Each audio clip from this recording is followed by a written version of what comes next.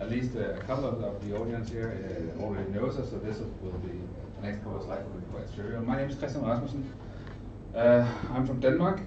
Had the last 15 years within e-procurement, e-invoicing, e-delivery, as part of the paper project as well as the eSense project. And for the last couple of years, I've been working together with SEF Digital as ambassadors, digital diplomats, or whatever we want to call it, bureaucrats. We're going out to the different member states, telling them about what are the story about the building blocks, how should we implement them, what about the standards, what about the directives. So we have many different aspects, e-invoicing just one of them. One of my dear colleagues at the Commission, but also in the last 15 years, is Martin Forsberg, who you met just before, sitting over here. Both Martin and myself is consultants to the Commission. So this is our hobby job. This is what we are good at and what we have excellent experience in. This also means that what we will be telling you today is not just common knowledge, but it's also our personal experience. This is our legacy. It's also our baby, right? Much of the invoicing started in the Nordic countries, as you know, Denmark, Sweden, Norway, Finland, and this is the story of how it progressed from 2005 up until now. So we will take you through that and give you some insights.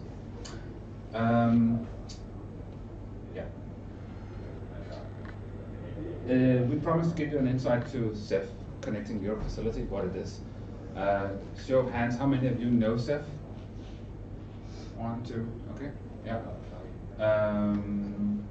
Connecting Europe Facility is a funding framework, a set of tools. It's a supporting organization. It's policy creation, it's governance creation within the European Commission. In 2014, SEF was created on the backside of a regulation where the Commission set a strategy to support first transport as one cluster, energy as a second cluster, and telecom as a third cluster. The overall budget is quite high, but what is interesting for us who are here today within invoicing and e-delivery and the building block itself is that in a 4-year time, more than 1 billion euros was invested or planned, budgeted to be reinvested into the market. Into the market by adopting the building blocks and into the market by reinvesting into proposals and projects. This meant that it is my money, it is your money, the taxpayers' monies of Europe, who are being reinvested into pools of new projects from the public sector and the private sector in adopting these best practices that we have known and learned from in the Nordic countries, among others. Right now, the indicative budget after 2020 and the next 5 years is an additional 1.6 billion euros will be again reinvested on top of what we already had. So the momentum is there. It's growing. More and more domains are using the building blocks, and we can see a rapid uptake of projects being funded, rolling out. It's huge.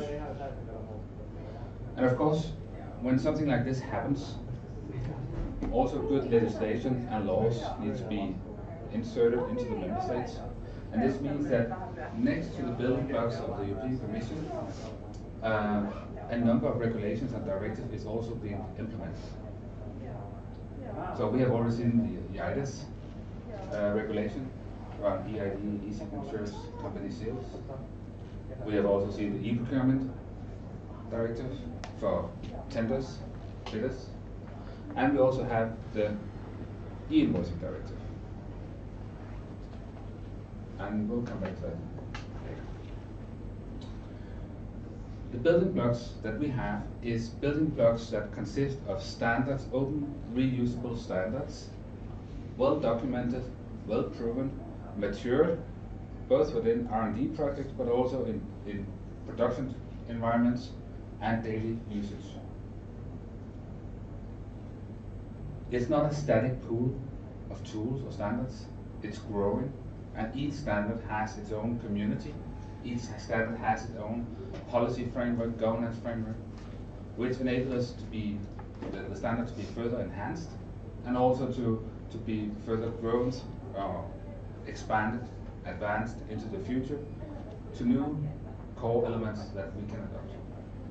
This also means that on the backside of amount of projects, or a certain amount of projects that are going on, we also have new building blocks coming up.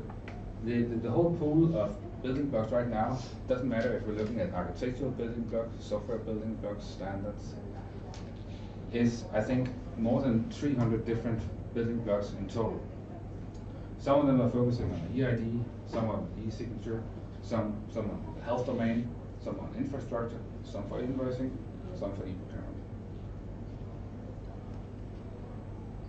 Around New Year, we had some new launches of building blocks, big data, e-archiving, and context broker were some of them. And in general, the list of building blocks is growing over here, and the list of domains is also expanding quite well. What we then try to do is that we have the core service platforms where you can get money, but also you have the grants, and we'll come back to the funding for that a little bit later. Point being is that this list with domains who are using it is growing all the time. So we have the maritime authorities, we have passenger name records for the air traffic controls, we have tobacco industry, environmental institutes coming in there. We have digital post, we have in e-delivery we have a number of new projects coming up where we are changing the focus, not just to be data-driven, but also to be user-centric, and especially also around the citizen-centric perspective. We had a lot of focus in the first domains on the business side, but now we're also moving beyond that and looking also within the citizen or consumer perspective, because that is the next step. The citizen and the consumer should be in the center, should be in control of who has their data, who's in control, and who should I share it with, if any. So these are some of the things that we're looking into. The idea is, of course, that within our core services and our different stakeholder communities, we have a number of building blocks, which we are providing free of charge, as well as support free of charge, to service providers, software vendors, public authorities, standardization bodies, to benefit the different sectors. There's no limit. If you have a good idea, we are willing to hear it. Contact us and let's discuss it. Ultimately, at the end, we would like to support the citizens of Europe. Because at some point, we are going over to the smart government phase. The smart government phase is where we have broken down the silos that we've known from the past, where each country, each region, each municipality, each ministry had their own silos. What we need is an enablement of seamless flow of data between different domains, but still where the citizen or the business or the authority has control of their data and who can access it and who do they want to share it with.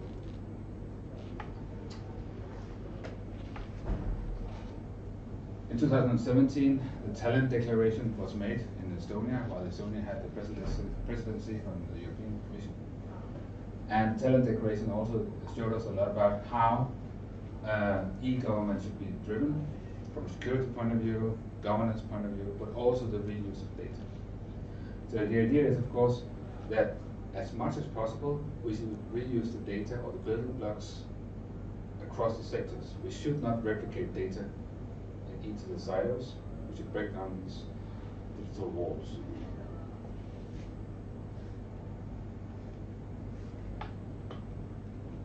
Right now, this is a list of the different building blocks, and the focus here today is, of course, e-invoicing, a little bit with e-clear as well. If it was a different domain, outside e-invoicing, we could have gone into any of the other ones. And you're also more than welcome to ask questions during the trade later on today. In very general, we see that different building blocks and the usage of them is expanding. But not all domains need to do or work with all the building blocks, which means that each domain, let's say DG Santé, which is the health domain, they need to figure out what building blocks applies in my domain. So a single building block is not a silver bullet here. And typically it doesn't work alone. It might for some, but then they have different infrastructural components in place that supports that building block. That's fine. But you can see for each domain that it depends on their existing legacy, which building block they're using, and the list just continues. And we can see that over here. We didn't list up the new building blocks because the uptake is still low. They are still on the project level. And we have a number of calls within the Commission for proposals who would like to engage with the new building blocks. E-invoicing is of course a little bit special because e-invoicing is also part of the e-procurement domain. If you look at e-procurement in general, you have the pre-award and you have the post-award. Pre-award with the bidding, awarding, contracting, and the post-award with orders, catalogs, invoices. E-invoicing is part of the e-procurement domain, and we foresee that e-invoicing will be merged in the coming years within the Commission with e-procurement as well. But so far, as long as we have the adoption first on the governmental level, here on the deadline of 18th April, and then on the substantial level 1 year later, after that, this merging will be done. Ultimate goal is of course full end-to-end e-procurement value cycle, value chain, where we have full end-to-end traceability of this invoice is connected to this order, with this award, this contract, who had this bid, and who was the beneficial owner. Of course, it's not the near future, because things take time, and the maturity of the building block is long. For e-invoicing, 15 years since Denmark, Sweden, and the Nordic countries started. So it's not like a free lunch. It's more like you have to invest in this, and you have to invest to make it good. But the more who do it, the better for the community, as well as the better for you. I'm a little bit unsure if, Martin, you're coming back to the number of participants right now who have adoption within the People framework. But the numbers are growing, and the more the merrier, which means that once connected to everybody. It's scary, huh? But it's also very good for the market. It enables competition, and it enables the single digital market, which enables businesses to do cross-border trading, commercial deals, set up a business in a different country, identify yourself so you can sign up for foreign services, also as a citizen. If you want to take employment in a different country, it shouldn't matter if you're from Denmark, Sweden, or Finland. It should matter that you can identify yourself within the framework, the digital highway of Europe, with your EID, and you should be able to bring your digital proofs, your digital documents with you, wherever you want to go. Martin will come back to it, but we can also see countries now outside Europe who are adopting the standards. Building blocks, we have Australia, New Zealand, Singapore, Canada, the US is looking into it. Because it makes sense.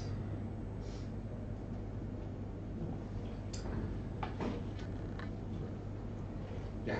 Yeah, Thomas Mikko.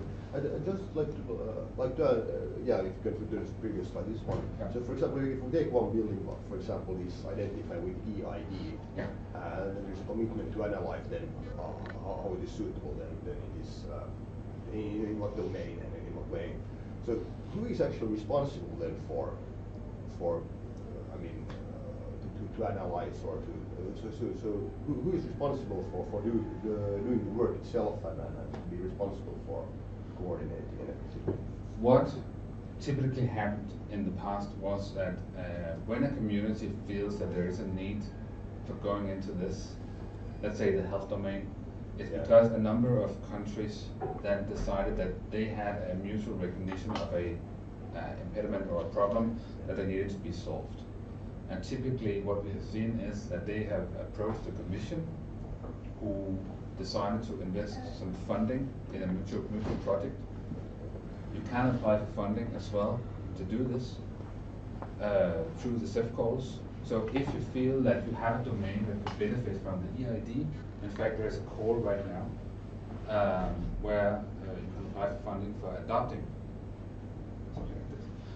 So it could be from anywhere from 2 to 50 participants or stakeholders who are going together with a mutual vision of implementing some of these standards. But you basically apply for funds from the EU and then they possibly give the funds and then coordinate.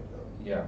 Okay. What we then see is that from some of the larger projects, or even if you excel in your minor projects, these tools that you further enhance or implemented, if there are good practices there, then these can be fed into the general building blocks, or even there can be communities created.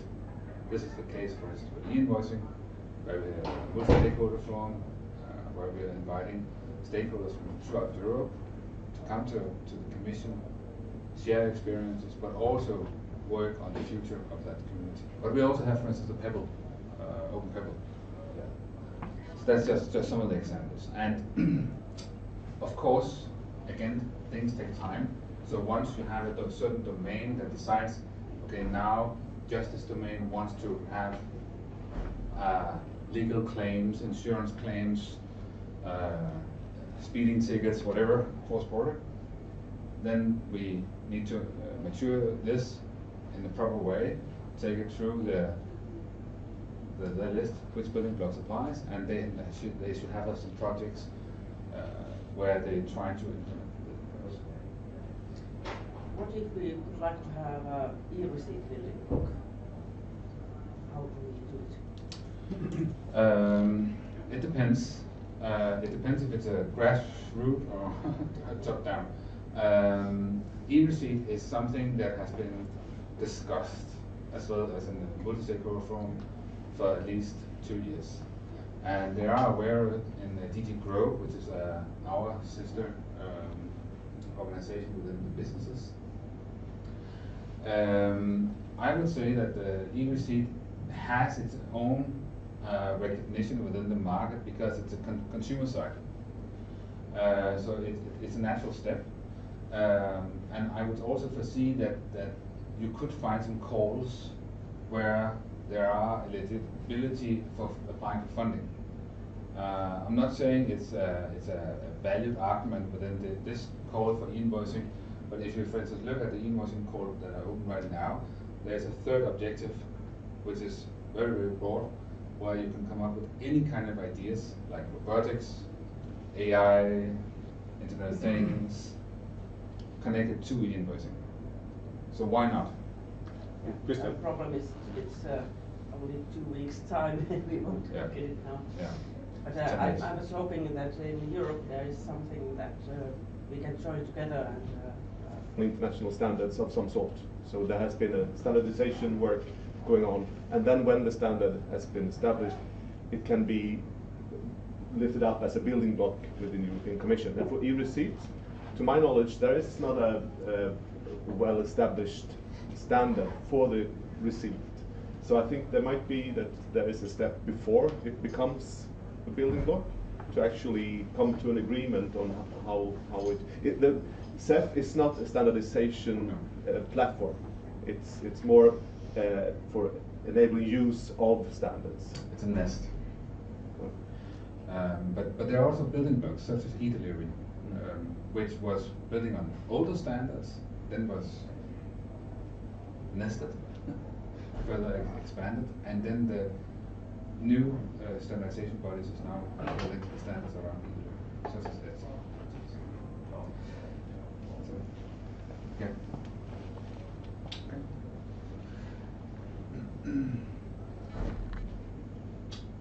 I'll come back to CEF Digital, but you can find a lot of the different success stories and the different use cases of the uptake of the different building blocks on our website. And there's also a possibility of looking at our monitoring dashboard on digital, where you can monitor the different projects, how they're progressing, etc. So we try to support this in different ways. All our different services and tools are free of charge, which means that you can always contact the European Commission if you have an issue on the implementation of either a building block or part of the standard. This also means that we are there to help you implement in your system. But we are also providing training sessions, such as this one. We decide upon, together with the host, how deep we should go in the technical details, depending on the audience. We also have follow-up workshops. This is in fact the second workshop we have in Helsinki. The first one was 2 years ago, I think, yeah. And where we were much more high level on the standard. We provide sample software and have testing services as well. I'll come back to this later, but this is also another thing to open. There is a long list of different types of grants within STEF. These are just some of them, and you will see there's a deadline 10 days from now. So it's really, really close. Unfortunately, within e-invoicing and e-delivery this year, there's not going to be a second call. This means that the call this year is now. Next year we don't know, but of course we have the indicative budget, so we don't know how many calls or what the budget will be. But I'll take this later on after my presentations. Right now we have 118 projects going on. You can see all the projects within the dashboard. I'll dig into the e-invoicing funding later on. But the vision is, of course, that it should be a great experience for the businesses and the citizens of Europe, but also to build this ecosystem, this data economy, data-driven, user-centric economy, where we share the data seamlessly and promoting the cross-border interoperability.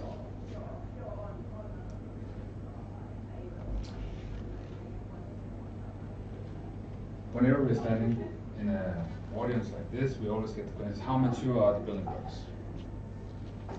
Because, as you hear from Martin and as well as yourself, it is not trivial just to set up a building block like this and have it as a regular building blocks together with the rest. We need to go around the circle, the community within Europe, and see what is the need and how should we progress. And many of the building blocks have been in production for many years. It might not be in Finland or the Nordic countries, but it might be in some of the other countries. This means that the typical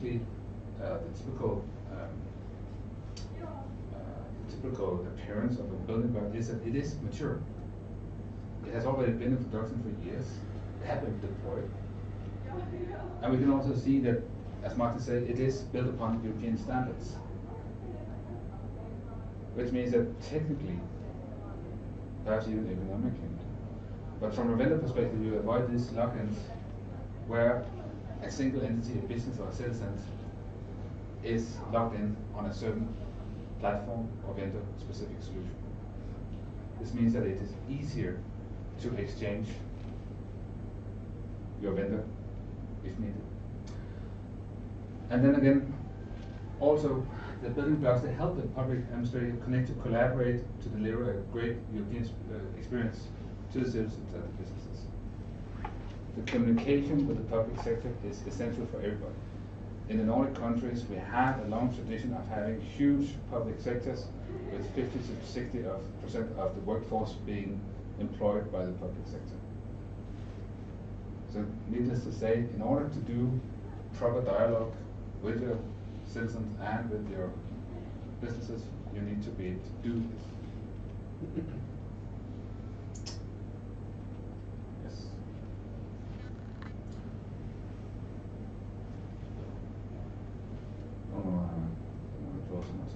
We have our website, SEF Digital. How many of you know it? SEF Digital is a platform built up like community pages where you can engage with the experts who have been part of the projects and the build-up of the building blocks for many years, ourselves included.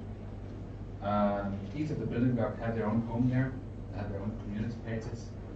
There are the monitor dashboards, success stories. Within the different communities, you'll also be able to contribute to the standard. There's news, events. You can find specific pages for instance, the workshops. You'll be able to find our presentation there later on, as well as some pictures. And you'll be able to write all the experts from the Commission, as well as from the different member states who are involved in building up the buildings. We have a knowledge base for building block, but also with e-Invoicing, where you can find a number of good advices and tools, techniques when you're applying or adopting the standard.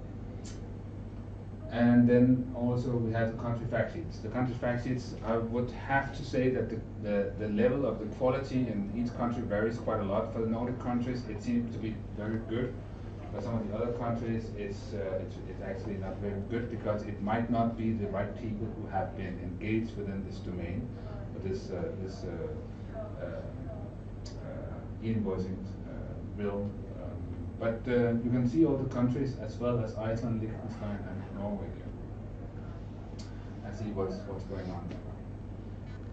The success stories is across the building blocks, as well as across the different domains. So you will find that even domains you haven't thought about will be adopting e-Invoicing. And it just shows us that you might be able to drill down this. I think the number of stories right now is around 40, and it continues to grow. After each workshop, we also build some success stories telling about the current state of art or play in the different member states on these domains. But here you will also be able to find the contact details for people who have been doing this, gone through the process of adopting either a standard or building block. This means that others are in the same shoe as you, either been adopting something or are about to do it.